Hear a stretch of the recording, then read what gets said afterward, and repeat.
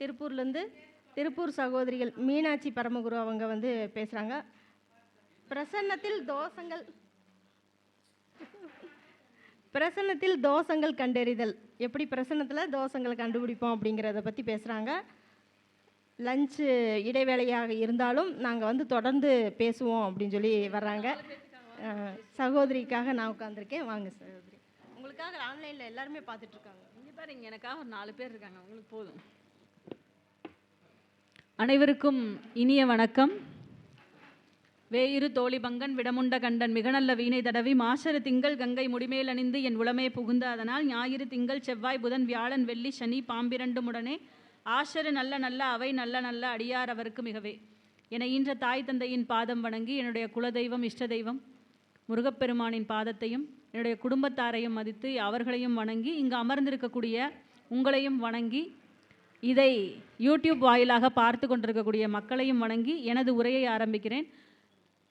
திருப்பூர் சகோதரிகள் ஸ்ரீ லலிதாம்பிகை ஜோதிட ஆய்வகம் இவங்க நடத்தக்கூடிய கருத்தரங்கம் மாதம் நிறைய அஸ்ட்ராலஜர்ஸை கொண்டு வந்து இந்த ஆன்லைன் அஸ்ட்ரோ கரூர் டிவி வாயிலாக உலக மக்களுக்கு எல்லாத்துக்குமே வந்து அறிமுகப்படுத்திட்டு இருக்காங்க. இவங்களுடைய சேவை இன்னும் பல கருத்தரங்கங்களுக்கு தொடங்கட்டும், தொடர்ந்து அப்படியே வந்து இவங்க அதை நல்லா சிறப்பாக கொண்டு போகட்டும் அப்படின்னு சொல்லி வாழ்த்தி, பிரசன்னத்தில் தோஷங்கள் கண்டறிதல். பொதுவாகவே வந்து ஒரு ஜாதகம் அப்படின்னு எடுத்துக்கிட்டோன்னா தோஷம் அப்படிங்கிற விஷயம் எங்கே செயல்படுது, தோஷம்னா என்ன முதல்ல? ஏன்னா நிறைய பராசரர் வந்து பார்த்திங்கன்னா எந்த ஒரு தோஷத்தையுமே வந்து தோஷங்கிற வார்த்தையை வந்து முதல்ல பதிவிடலை. அதான் உண்மை. ஒரு ஜாதகத்தில் நீங்கள் வந்து பார்த்திங்கன்னா ஒரு விதவையாகிறத எல்லாருமே அமங்கலமாக நினைப்பாங்க. பெண்களுடைய ஒரு உச்சபட்சமான ஒரு சங்கடம் அப்படின்றத வந்து இது இந்த காலத்தில் கிடையாது, நம்ம வந்து நிறைய இப்போ அப்டேட் ஆகிட்டோம். ஆனாலும் ஒரு விதவை ஆகக்கூடியது, ஒரு அமங்கலி ஆகக்கூடிய இந்த தன்மையை கூட வந்து விதவா யோகம் அப்படின்னு சொல்லியிருந்தார் பராசரர். அதே மாதிரி நிறைய விஷக்கன்னிகா யோகம், இந்த மாதிரி இதில் நிறைய விஷயங்களை வந்து ஏன் தோஷம்னு சொல்லலை அப்படின்னும் போது நீங்கள் நல்லா கவனித்து பார்த்தீங்கன்னா ஒரு சில ஜாதகங்களில் அவங்களுக்கு அந்த தோஷம் கூட யோகமாக மாறக்கூடிய கலை இருக்குது. இப்போ கூட நான் சண்முகராஜா தம்பிகிட்ட பேசிகிட்டு இருந்தேன் ஒரு ஜாதகத்தை. அவங்க ஜாதகத்தில் வந்து கேது திசை போயிட்டுருக்கு. அதில் புத்திகள் வந்து இப்போ சனி புத்தி புதன் புத்தி இந்த மாதிரி வந்துட்டுருக்கு. அப்போ இவங்களுக்கு இந்த புத்திகள் இந்த மாதிரி வேலை செய்யும்னு சொல்லி 2 பேரும் டிஸ்கஸ் பண்ணிகிட்ருக்கோம். பண்ணும்போது தம்பி ஒரு வார்த்தை சொல்கிறாரு, அக்கா இது வந்து சாதாரண மக்கள்னா பிரச்சனைக்கா, இவங்க லாயராக இருக்காங்கன்னு சொல்கிறீங்க. அப்போ லாயராக இருக்கும்போது அப்போ இந்த தொந்தரவுங்கிறது இவங்களுக்கு வேறு மாதிரி வேலை செய்யும், இவங்களுக்கு அப்படி வராதுக்கா, இவங்களுக்கு நிறைய வந்து இன்ஃப்ளூயன்ஸ் ஆவாங்க அப்படின்னு சொல்கிறாரு. அப்போது இந்த இடத்துல நீங்கள் எதை நோட் பண்ணணும் அப்படின்னா, ஜாதகத்தினுடைய தோஷத்தினுடைய தன்மை உங்களுடைய அந்த ஒரு நீங்கள் என்ன ப்ரொஃபஷனில் இருக்கீங்கிறத பொறுத்து கூட மாறும். அப்போது ஒரு ஜாதகத்தில் அப்போ உங்களுக்கு தோஷம் இருக்கா யோகம் இருக்கா அப்படிங்கிற விஷயத்த ஜோதிடர் கணக்கிடும்போது நீங்கள் இந்த தோஷத்துக்கு போய் இந்த பரிகாரம் பண்ணுங்க அப்படின்னு சொல்கிறாங்க. இப்போ உதாரணத்திற்கு என்கிட்ட வர நிறைய பேர் கேட்கக்கூடிய கேள்வி தான். இதெல்லாம் வந்து நிறைய மீம்ஸ் கூட போட்டாங்க. நீங்கள் வந்து தோஷம்னு சொல்கிறீங்க, ராகு கேது தோஷம்னு சொல்கிறீங்க, செவ்வாய் தோஷம்னு சொல்கிறீங்க, நாங்களாம் போய் பரிகாரம் பண்ணுறோம், இது எங்கே அப்டேட் ஆகும்? இந்த அப்டேஷனை மக்கள் எல்லாருமே தெளிவாக கேட்குறீங்க. அப்போ இந்த கேட்கும்போது நான் சொல்லக்கூடிய ஒரே விஷயம் என்ன அப்படின்னா, இந்த அப்டேஷனுங்கிறது உங்கள் ஜாதகத்தில் இங்கே நீங்கள் இப்போ இந்த ஒரு ஜோதிடரை பார்க்குறீங்க, அவர் வந்து இந்த தோஷம் இருக்குப்பா, உனக்கு கல்யாணம் ஆகலையா, நீ ராகுகே தோஷம் இருக்குப்பா, நீ போயிட்டு காளகஸ்தி போயிட்டு வாங்க, இந்த பரிகாரம் பண்ணிக்கிங்க. செவ்வாய் தோஷம் இருக்குது, நீங்கள் வந்து வைத்தீஸ்வரன் கோயில் போங்க, இல்லை கொடுமுடி போங்க, அங்கே வந்தீங்கன்னா பரிகாரம் பண்ணிக்கிங்கன்னு சொல்கிறாங்க. இப்போ இந்த விஷயங்களை எல்லாம் நீங்கள் பண்ணினதுக்கப்புறம் உங்களுக்கு ஒரு ரிசல்ட் கிடைக்கிது பார்த்தீங்களா, அதுதான் உங்கள் அப்டேஷன். அப்போ அந்த அப்டேஷனுங்கிறது எப்படி இருக்கணும்னா, நீங்கள் செய்யக்கூடிய ஒரு வேலைக்கு அதற்குண்டான ஒரு சர்வ நிச்சயமான ஒரு பலன் அப்படிங்கிறது தான் உங்களோட அப்டேஷன். நீங்கள் எதற்காக அந்த ஜோதிடரம் போகிறீங்க? கல்யாணம் ஆகலைன்னு போகிறீங்க. அப்போ அந்த கல்யாணம் ஆகணும், இந்த பீரியடுக்குள்ளே ஆகிடும், நீ இந்த தோஷத்தை நிவர்த்தி பண்ணுன்னு சொன்னால் அது ஆச்சுன்னா மட்டும்தான் அந்த தோஷம் நிவர்த்தி ஆகிருக்கு அப்படிங்கிறது அர்த்தம். இல்லைனா நீங்கள் அடுத்த ஜோதிடத்தை போகும்போது எடுத்த உடனே அவங்களும் என்ன பண்ணுவாங்க, உங்களுக்கு தோஷம் இருக்குது இந்த இடத்துக்கு போங்கன்னு மறுபடியும் அவங்களும் ஆரம்பிப்பாங்க. அப்போது நீங்கள் செய்ய வேண்டியது எல்லாமே, அந்த தோஷம் இருக்குது, அதை நான் சரி பண்ணுறேன், அந்த சரி பண்ணதுக்கு உண்டான ப்ராக்ரஸ் எனக்கு எந்த பீரியடில் கிடைக்கும், நான் அதை சரி பண்ணுறதுக்கு நான் போகக்கூடிய இடம் வந்து நான் எப்படி போகணும், என்ன மாதிரியான விஷயங்கள் அங்கே பண்ணணுங்கிறத ஜோதிடரிடம் தெளிவாக கேட்டு செய்ய வேண்டும். இதில் நிறைய பேர் பண்ணுற மிஸ்டேக் என்னங்கிறதையும் நான் சொல்கிறேன். நாள் வரைக்கும் நம்ம வீட்டில் இருக்கக்கூடிய பெட்டில் படுத்து உருண்டுட்டு, அதாவது நான் என்ன சொல்கிறேன்னா, ஒரு கோயிலுக்கு போகிறீங்க, ஒரு விஷயம் பண்ணுறீங்கன்னா அதுக்குன்னு சில நேம நிஷ்டைகள் இருக்குது, ஒரு சில கடமைகள் இருக்குது.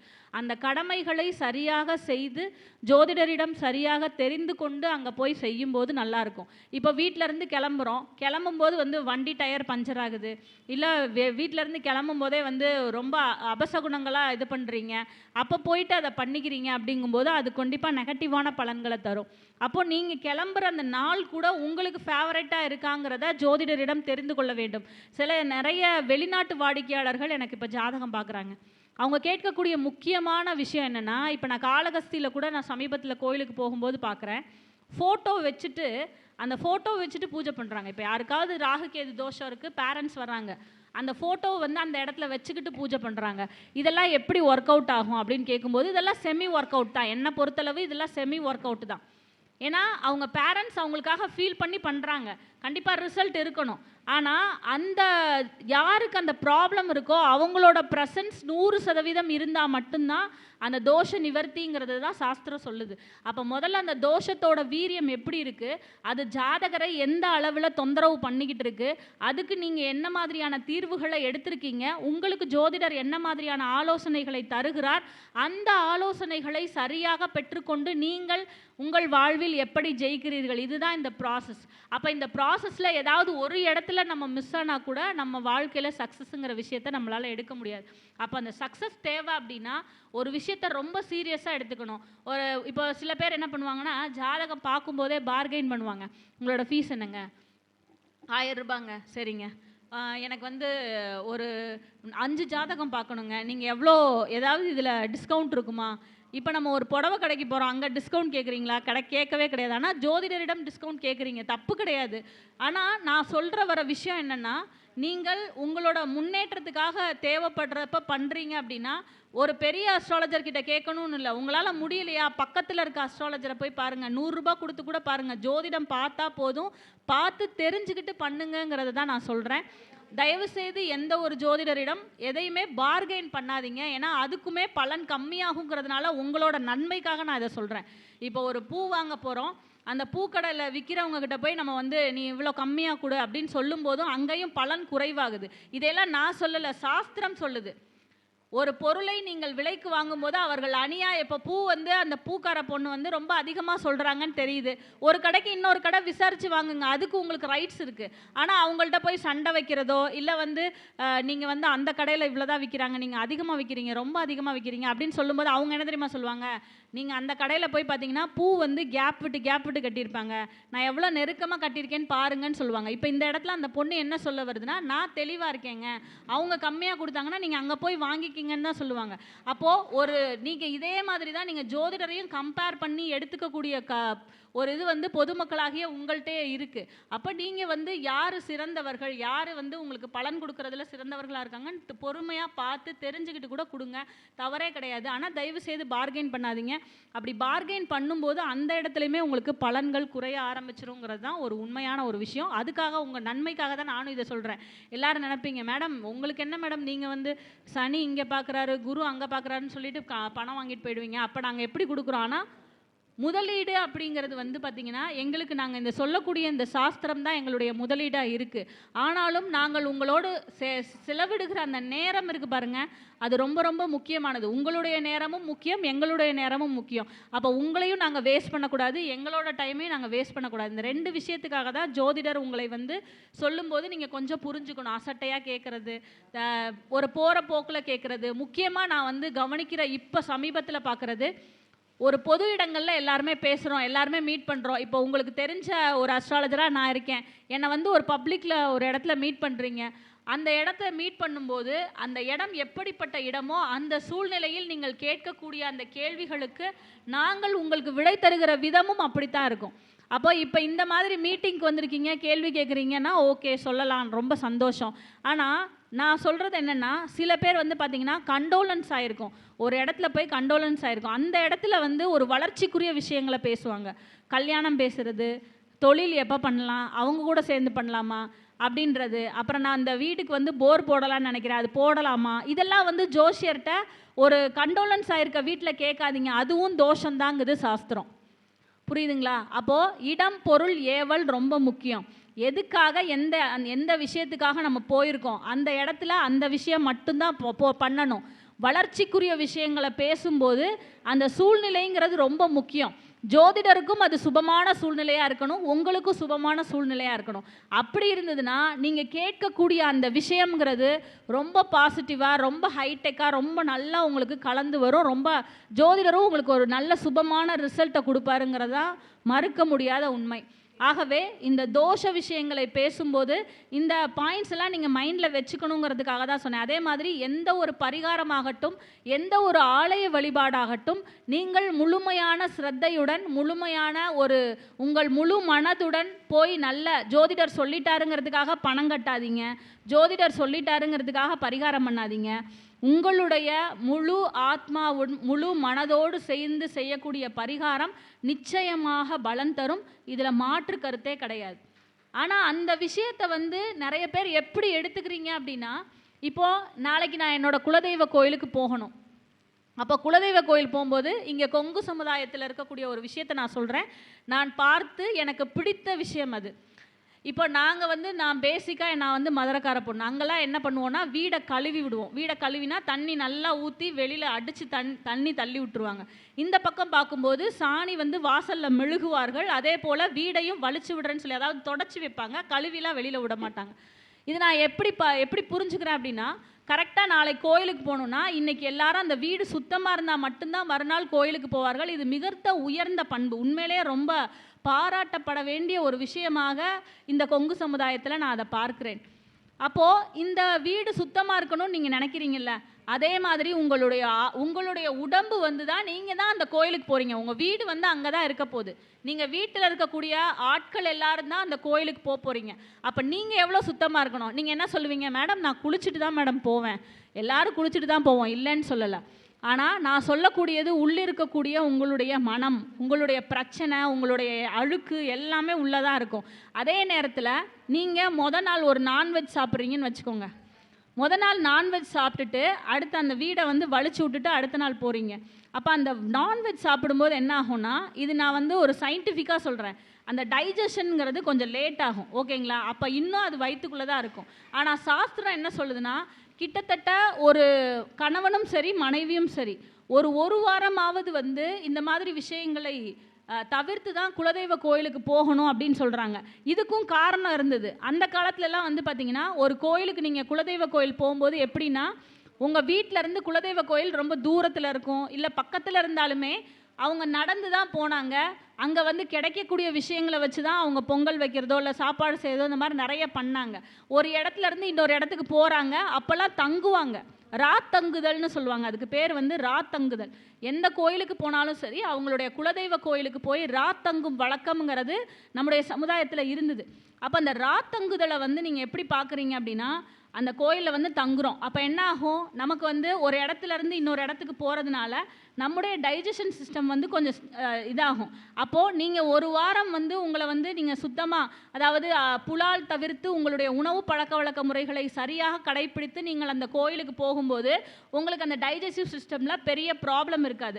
பட் இன்றைக்கி நம்ம என்ன பண்ணுறோன்னா, எங்கேயும் போய் ராத்தங்குற பழக்கம் நமக்கு கிடையாது. அப்படியே தங்குனாலும் என்ன பண்ணுறோம், எங்கேயோ பக்கத்தில் இருக்க ஹோட்டலில் போயிட்டு ஸ்டே பண்ணுறோம். கோயிலில் யாரும் ஸ்டே பண்ணுறது கிடையாது. எனக்கு இன்னும் நல்லா ஞாபகம் இருக்குது, நாங்களாம் சஷ்டி விரதம் இருக்கும்போது வசந்த மண்டபம்னு சொல்லி, இப்போ அதை இடித்து நிறைய இது பண்ணிட்டாங்க நம்ம திருச்செந்தூர் கோயிலுக்கு எய்த்தாப்பில். அந்த 6 நாளும் அந்த கோயிலில் தங்கி, அந்த கோயிலில் நாங்களாம் சின்ன பசங்களாக இருந்தனால எங்களுக்கு சாப்பாடு செஞ்சு தருவாங்க. பாட்டி, அப்பா, அத்தை இவங்கெல்லாம் எப்படின்னா அந்த ஃபுல் டைமும் வெறும் லெமன் ஜூஸு இந்த மாதிரி விஷயங்கள் தான் எடுத்துக்குவாங்க. எனக்கு அப்போ அது ரொம்ப வியப்பாக இருக்கும். எனக்கெல்லாம் என்ன, நான் பேசிக்காக சந்திர நட்சத்திரம், அந்த பசி என்னால் அந்த உணர்வை கட்டுப்படுத்த முடியாது. ஆனால் விரதம் இருக்கும்போது நான் இருந்துக்குவேன். அப்போ நமக்கு இந்த பசிக்குது, இவங்களுக்கெல்லாம் ஏன் பசிக்க மாட்டேங்குது, எனக்கு நிறைய கேள்விகள். அதான் தேடி தான் நானே ஜோதிடத்திற்குள்ளே உள்ள வரேன். அப்போது அவங்க சொல்கிற விஷயம், அப்போ அந்த இடத்துல அந்த 6 நாட்களும் உங்களை கட்டுப்படுத்தி அந்த கோயிலில் தங்கி அந்த முருகப்பெருமானுடைய அருளை பெற்று, அதே மாதிரி அந்த இடம் பார்த்திங்கன்னா குருஸ்தலம். குருவினுடைய பரிபூர்ண அருள் அந்த கோயில் சுற்றி நிறைய எல்லா இடங்கள்லையுமே நிறைய கலந்துருக்கு. அப்போ நிறைய ஆண் குழந்தைகள் கிடைக்கக்கூடிய தன்மைங்கிறது இன்றைக்கும் பார்த்திங்கன்னா திருநெல்வேலி அந்த பக்கம் இருந்து எல்லாரும் அந்த கோயிலுக்கு தங்குவாங்க. அப்போ இந்த தங்குதல்ங்கிறது முக்கியமாக கோயில்களில் தங்குதல் விசேஷமான செயலாக சொல்லப்படுகிறது. அதனால தான் நிறைய பேர் வந்து பார்த்திங்கன்னா இந்த பௌர்ணமி அமாவாசை ஆச்சுன்னா தன்னுடைய குலதெய்வ கோயிலில் போய் இது பண்ணுறாங்க. நீங்கள் உங்களுக்கு எத்தனை வேலை வேணா இருக்கட்டும், எவ்வளோ வேணால் நீங்கள் பெரிய பிக் ஷாட்டாக இருங்க, எவ்வளோ வேணா இருங்க, ஆனால் பெரிய பிக் ஷாட்டாக இருக்கவங்கள நோட் பண்ணி பாருங்கள், அவங்க ஒரு விஷயம் இந்த மாதிரி ஏதோ ஒரு விஷயத்த ஸ்கீனாக அப்படியே ஃபாலோ பண்ணிகிட்டே இருப்பாங்க. எனக்கு தெரிஞ்ச ஒருத்தர் வந்து பரணி நட்சத்திரம், அந்த காமாக்கியா கோயிலுக்கு போகாமல் அவர் இருக்கவே மாட்டார். பரணி வரும்போது அங்கே போயிட்டு ரீச் ஆயிடுவார். எப்படியாவது போயிட்டு அங்கே வந்து அவர் அதுக்குண்டான ஸ்பெஷல் பூஜையை பண்ணிட்டு தான் வருவார். அப்போ நீங்கள் வந்து இதே அஸ்வினியாக இருந்தாலும் இதை பண்ணலாம், அவங்களுக்கு 2வது நட்சத்திரமாக வரும். அப்போ அவங்கள்ட்ட பணம் இருக்குது, அவங்க பண்ணுறாங்க. ஆனால் நம்ம என்ன பண்ணலாம்? இப்போ இதே பரணி நட்சத்திரத்தை இங்கே இருக்கவங்க எப்படி எடுத்துக்கிறீங்க அப்படின்னு பார்க்கும்போது, நீங்களும் உங்களுக்கு பக்கத்தில் ஏதாவது கோயில்களில் ஹோமம் செய்வாங்க, அந்த ஹோமம் செய்கிறதுக்கு நீங்கள் அவங்களுக்கு ஹெல்ப் பண்ணலாம். அதே மாதிரி நீங்கள் வந்து ஒரு கோயிலில் மடப்பள்ளி இருக்கும், அந்த மடப்பள்ளிக்கு ஏதாவது அடுப்பு வாங்கி தரலாம். உங்களால் முடிஞ்ச விஷயத்த பண்ணுங்கள். அப்போ இப்படித்தான் வந்து நீங்கள் பண்ணணுமே கண்டி, ஒரு சில விஷயங்களை எடுத்துகிட்டு போகும்போது நம்ம அந்த என்ன பண்ணணும். ஒரு அஸ்ட்ராலஜராக இருக்கேன், எனக்கு வந்து இது கடமைகளாக இருக்கும். கடமைகள் தவிர எனக்குன்னு ஆத்ம திருப்திக்காக என்னுடைய வாழ்க்கை முறைக்காக நான் ஒரு ரொட்டீன் வச்சுக்கணும். அந்த ரொட்டீனை நான் எப்பயுமே மாற்றக்கூடாது. நான் கூட திருப்பூர் சகோதரிகள் அவங்கள்ட்ட சொன்னேன், இப்போ அந்த அமாவாசை பௌர்ணமினா நம்மளாம் சேர்ந்து கூட எங்கேயாவது ஒரு கோயிலுக்கு போகலாம்ப்பா அப்படின்னு சொல்லி நான் பிளான் பண்ணி சொல்லும்போது, இல்லைப்பா ஆல்ரெடி அது ப்ராசஸில் இருக்குது அப்படின்னு சொன்னாங்க. இந்த விஷயம் எதுக்காகனா, நீங்கள் உங்கள் குலதெய்வ கோயிலில் போய் அந்த தங்குதல்ங்கிற விஷயத்தை நீங்கள் ட்ரை பண்ணி பாருங்கள். நிச்சயமாக வாழ்வில் இந்த வருஷம் நீங்கள் பண்ணுறீங்கன்னா அடுத்த வருஷம் அந்த மாற்றம்ங்கிறத உங்களால் உணர முடியும். அதே நேரத்தில் நான் சொன்ன மாதிரி அந்த ப்ராசஸ்ங்கிறது ரொம்ப கரெக்டாக இருக்கும். இப்போ இதை யூடியூப்பில் பார்க்குறவங்க என் கூட சண்டைக்கு வந்தாலும் பரவாயில்ல. ஏன்னா என்ன கேட்பாங்கன்னா, நீங்கள் நான்வெஜ் எப்படி சாப்பிடக்கூடாதுன்னு சொல்லலாம். நான் அதற்கு எதிரி கிடையாது. நான்வெஜ்ஜில் தான் நிறைய ப்ரோட்டீன் இருக்குது, நல்லா சாப்பிடுங்க, ஆரோக்கியமாக சாப்பிடுங்க. ஆனால் கோயிலுக்கு போகும் நேரத்தில் ஒரு 3 நாளாவது அட்லீஸ்ட் முன்னாடி நிறுத்திக்கிங்கன்னு தான் சொல்கிறேன். நான் நிறைய சாப்பிடுங்க, குழந்தைங்களுக்கு நிறைய கொடுங்க. ஆனால் ஃப்ரைட் ஐட்டம்ஸாக கொடுக்காதீங்க தயவுசெய்து. ஃப்ரைடு வந்து வேக வைக்காமல் கொடுக்குறது வந்து வேஸ்ட்டு.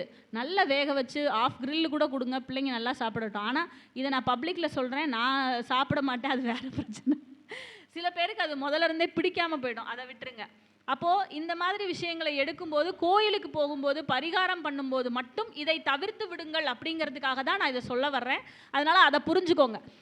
இந்த நோக்கம் என்னங்கிறத மட்டும் எல்லாரும் தயவுசெய்து புரிஞ்சுக்கோங்க. நான் அதற்கு எதிரிகள் கிடையாது. எனக்கும் வந்து நீங்கள் கொண்டாட்டமாக இருங்க, உங்கள் லைஃப்பை நல்லா என்ஜாய் பண்ணுங்கள், மிட் நைட் பிரியாணி சாப்பிடுங்க, எது வேணால் பண்ணுங்கள்.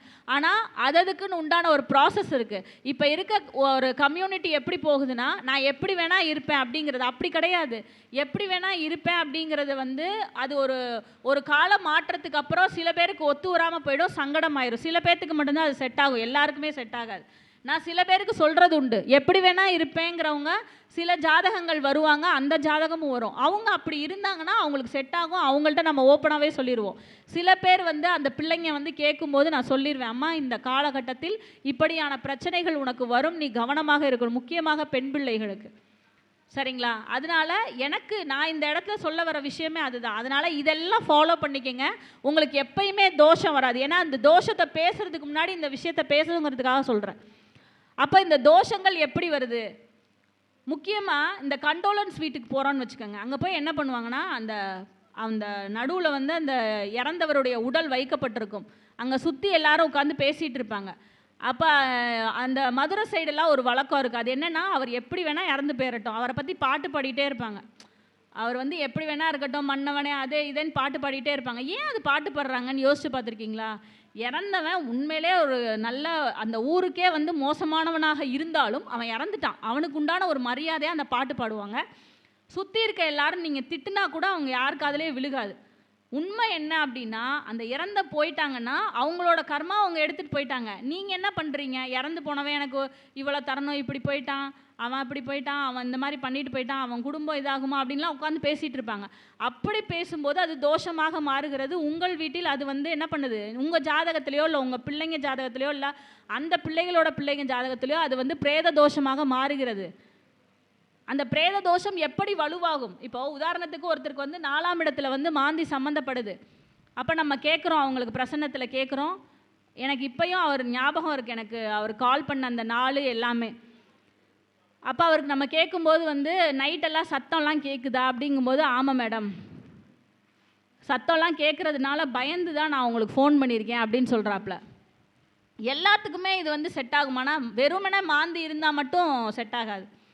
உங்கள் லக்னத்தினுடைய பாதகாதிபதி ப்ளஸ் மாந்தியினுடைய தொடர்பும் அங்கே வரும்போது 4ஆம் அதிபதியும் லாக் ஆனால் மட்டும்தான் ரொம்ப ஹெவியாக இருக்கும் இது வேலை பண்ணும்.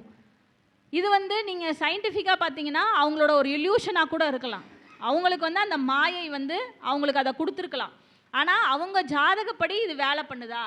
4ஆம் அதிபதி உடன் பாதகாதிபதி உடன் மாந்தி இந்த சம்பந்தம் இருந்தால் மட்டும்தான் இந்த ஆபிச்சார தோஷம்னு சொல்லக்கூடிய இந்த தோஷம் வரும். நிறைய பேர் வந்து இந்த செய்வினை தோஷத்தை செய்வினை குற்றத்தை கேட்பாங்க. இப்போ யாருக்கெல்லாம் எந்த ராசிக்கு அந்த மாதிரி தோணிட்டு இருக்கும் அப்படின்னு பார்த்தீங்கன்னா, முக்கியமாக சிம்ம ராசிக்கும் கும்பராசி, மகர ராசி, கடக ராசி.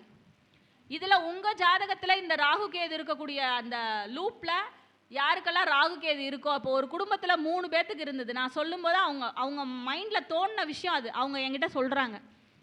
அப்போ ஒரு குடும்பத்தில் 3 ஜாதகங்களை ஒட்டுக்கா பார்க்கும்போது ஒருத்தருக்கு சந்திரன் ராகு துலாத்தில், ஒருத்தருக்கு சந்திரன் ராகு கும்பத்தில், இன்னொருத்தருக்கு சந்திரன் கேது வந்து மிதுனத்தில். இப்போ இந்த லாக் எப்படி இருக்குது? இப்போ இருக்கக்கூடிய ராகு கேதுனுடைய ஸ்திதி ஜோதிடர்களுக்கு இது நல்லா புரியும். மக்களுக்கு நிறைய பேர் இப்போ தெரிஞ்சுக்கிட்டீங்க. இப்போ இந்த 3 பேரும் ஒரே குடும்பம்னு சொல்லும்போது காற்று ராசிகளில் நிற்கக்கூடிய இந்த ராகு கேது நம்ம இப்போ கோச்சாரத்தில் போயிட்டுருக்க ராகு கேதுவோட ஒரு தொடர்பில் இருக்குது. அப்போ இந்த குடும்பத்தில் இந்த 1.5 வருடத்துக்குள்ளே ஏதோ ஒரு விஷயம் நடக்க போகுது அப்படிங்கிறத நம்ம அவங்க ஜாதகத்தினுடைய தசாபுத்திகளின் அடிப்படையில் அவங்களுக்கு நம்ம அட்வைஸ் பண்ணியிருக்கோம். அப்போ இந்த மாதிரியான காலகட்டத்தில் உங்களுடைய குடும்பத்தில் இருக்கிற அனைத்து ஜாதகங்களிலுமே இதே போன்ற அமைப்பு இருக்கும்போது உங்கள் மனதில் தோன்றக்கூடிய ஒரு கேள்வி, செய்வினை தோஷம் எனக்கு இருக்கிறதா, அந்த பிரச்சனை எனக்கு இருக்கா, அப்படி இருந்தால் நான் எப்படி அதை வந்து தெரிஞ்சுக்கிறது அப்படின்னு கேட்குறது. ஸோ இது ஜாதகத்தில் இருக்குது, உறுதியான்னு பார்க்குறதுக்கு அவங்க பிரசன்னத்தை கேட்குறாங்க. அப்போ பிரசன்னத்திலையும் அதே மாதிரியான சூழ்நிலை, ராகுவு பாதகாதிபதி மாந்தி தொடர்பு அவங்களோட லக்னத்துக்கு லக்னாதிபதிக்கு இப்படியெல்லாம் வரும்போது உறுதியாக அங்கே இருக்குது அப்படிங்கிறது. இதில் பிரசன்னத்தில் ஒரு அட்வான்டேஜ் என்னென்னா, எங்கள்கிட்ட வந்து என்ன கேட்பாங்கன்னா, யார் பண்ணியிருக்கா, இந்த இடத்துல மட்டும் எனக்கு வந்து பார்த்திங்கன்னா நிறைய பேருக்கு உண்டான அந்த ஒரு சூழ்நிலைகள் என்னென்னா லாக் பண்ணிடுவாங்க ஜோஷியரை, யாருன்னு சொல்லுங்கள்.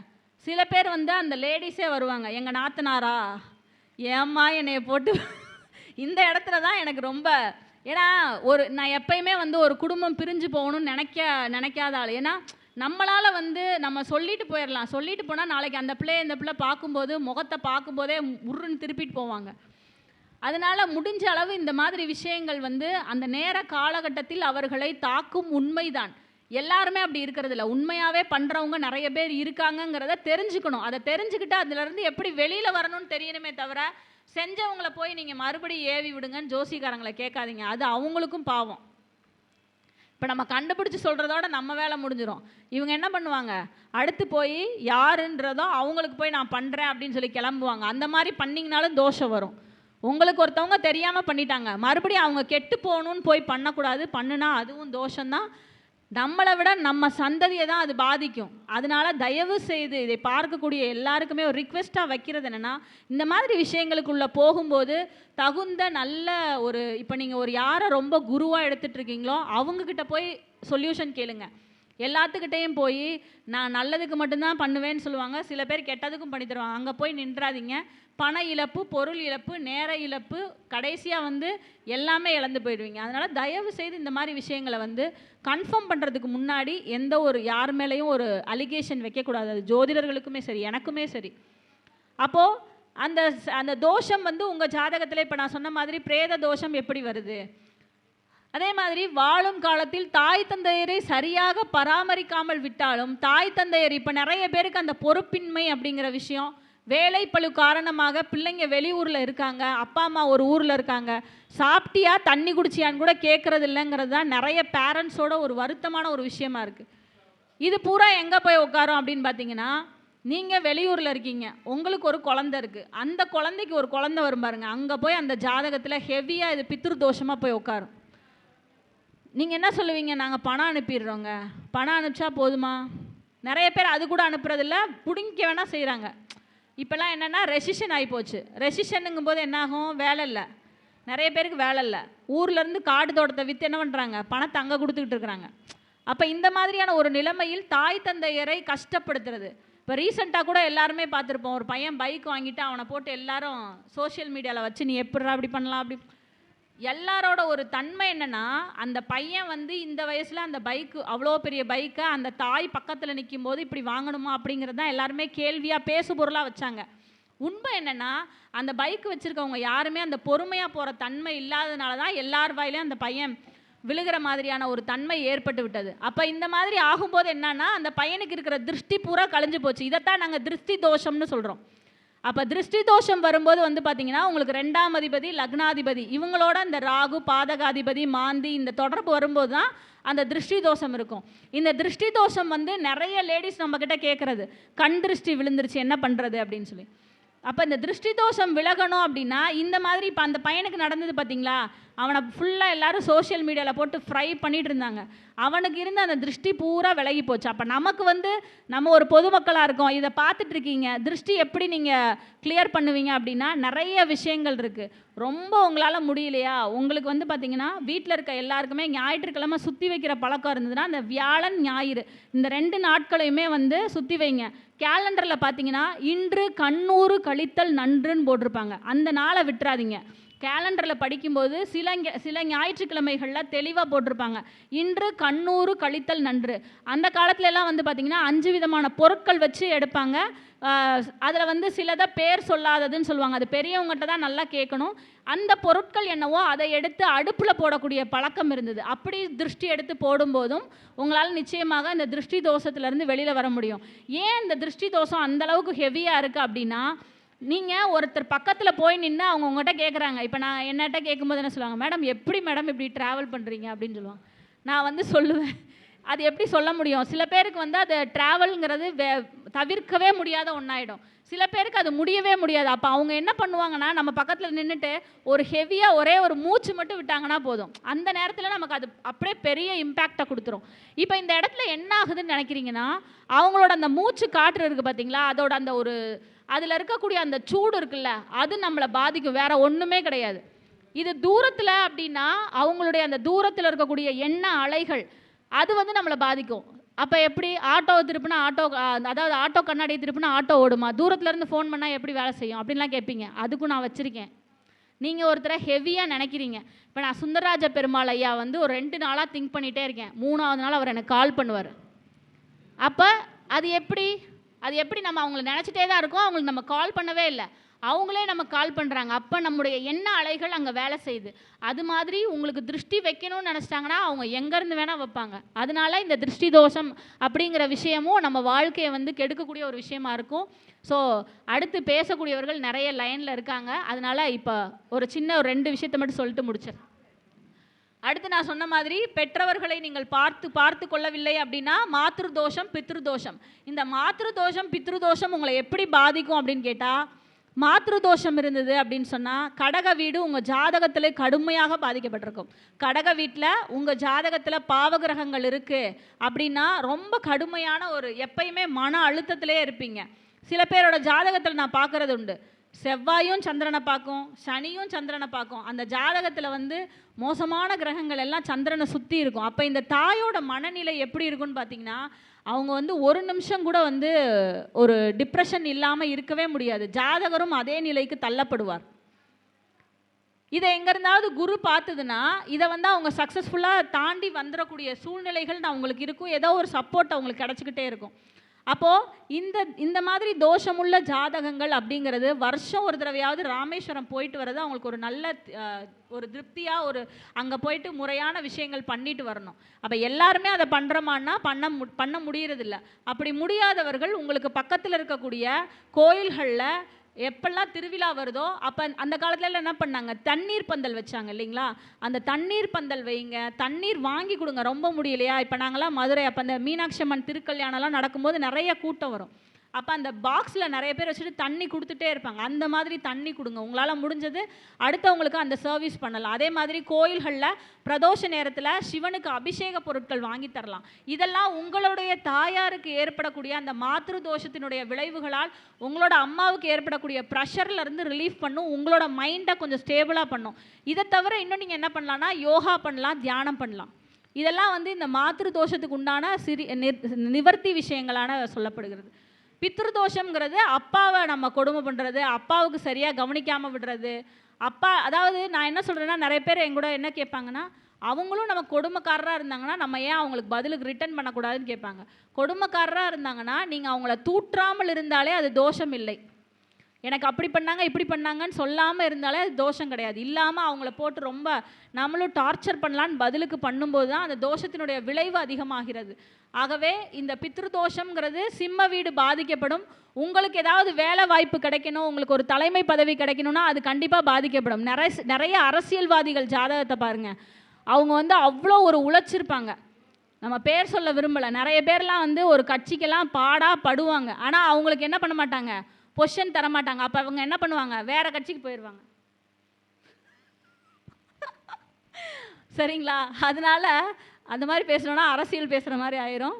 அப்போது அந்த பித்ரு தோஷங்கிறது ஒரு ஜாதகரை எவ்வாறாக பாதிக்கும் என்றால், அவங்க ஜாதகத்தில் உள்ள சிம்ம வீடு பாதிக்கப்பட்டிருக்கும், அதற்கு பாவகிரகங்களுடைய தொடர்பு இருக்கும். இதே போல் நீங்கள் உங்கள் ஜாதகத்திலே இருந்தது அது சரியாயிடுச்சான்னு கேட்டிங்கன்னா, நீங்கள் பிரசன்னம் பார்க்கும்போது சிம்ம வீடு பலப்பட்டிருக்கு, உங்களுடைய 5ஆம் இடம் நல்லா இருக்குது, உங்களோட 5ஆம் இடம் பிரச்சனைக்குரியதாக இல்லை அப்படின்னா இந்த பித்ருதோஷம் நல்லா விலகிருச்சு, உங்கள் ஜாதகத்தில் நீங்கள் பண்ண பரிகாரம் பழிச்சிருச்சுன்னு அர்த்தம்.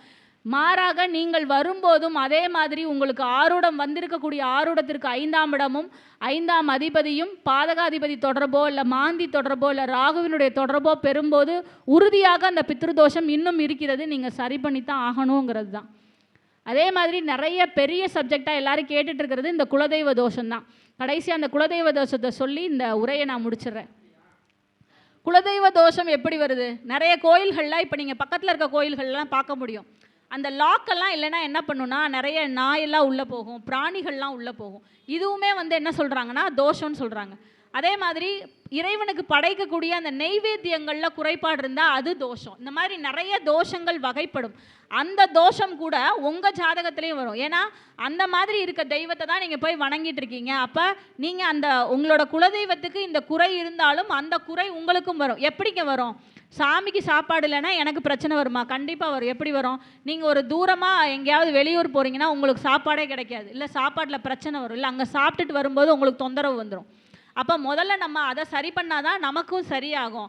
அதனால் இந்த விஷயத்தெல்லாம் நம்ம எப்பயுமே என்ன பண்ணணும், செக் பண்ணிகிட்டே இருக்கணும். அப்போ குலதெய்வ தோஷங்கிறது உங்களுடைய நீங்கள் பிரசன்னம் கேட்டு வரக்கூடிய நேரத்தில் ஆரூடத்திற்கு 4ஆம் இடம் பாதிக்கப்பட்டு இருந்தால் அந்த குலதெய்வ தோஷம் என்பது உறுதியாக உள்ளது.